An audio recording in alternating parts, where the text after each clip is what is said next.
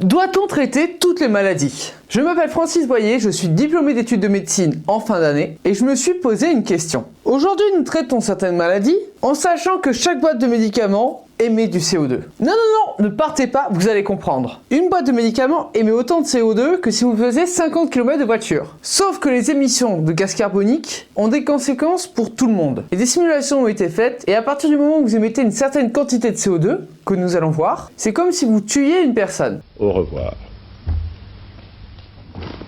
Donc je suis parti d'une maladie que nous avons l'habitude de traiter, mais que je ne vais pas nommer, et nous allons voir si ça vaut vraiment le coup de la traiter ou non. Le traitement de cette maladie chronique permet d'augmenter votre espérance de vie de une journée à chaque fois que vous prenez pendant un mois votre traitement.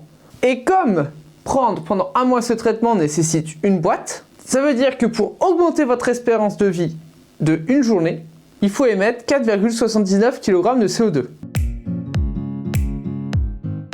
Et selon une étude que je vous mettrai en description, il faut 4434 tonnes de CO2 pour tuer une personne. Ça veut dire qu'avec un peu plus de 59 000 boîtes de médicaments, on tue une personne. Mais pour chaque boîte, on augmente l'espérance de vie de une personne.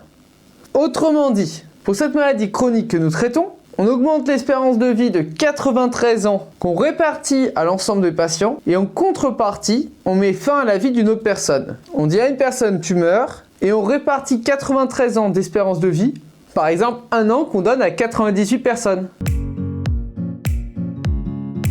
Attention, la question n'est pas de savoir si oui ou non vous devez arrêter de prendre ce médicament. C'est pour ça que j'ai pas voulu le nommer. Car non seulement le nombre de morts par quantité de CO2 émise, c'est qu'une simulation. La quantité de CO2 émise par boîte de médicaments, c'est une moyenne. Mais alors, où est-ce que je veux en venir? La médecine est fondée dans un monde où on croyait les ressources illimitées. Parfois, il faut s'interroger si on n'est pas plus néfaste sur la nature que positif sur l'espérance de vie d'une personne. C'est pas moi qui vais répondre à la question, mais il y aura peut-être certains médicaments que nous devons remettre en cause. Alors là encore, je vous vois venir, non, faut pas arrêter de se traiter. Mais attendez, une opération sous anesthésie générale produit autant de gaz à effet de serre qu'un voyage Paris-Lyon en voiture. Et si vous prenez la même opération entre les États-Unis et l'Angleterre, aux États-Unis, ils vont émettre 10 fois plus de CO2. What the fuck? Pourquoi? Parce qu'ils vont pas utiliser le même anesthésiant. Et ça, on s'en rend compte petit à petit. Alors on n'arrête pas d'anesthésier les gens. Pas content!